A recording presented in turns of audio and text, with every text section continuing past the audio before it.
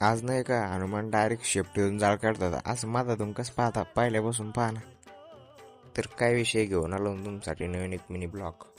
मग आलतो आपण प्रोझन मॉलला, थोडंफार काम होतं. मग काय आपण चाललो होतो कॅनॉटकडे.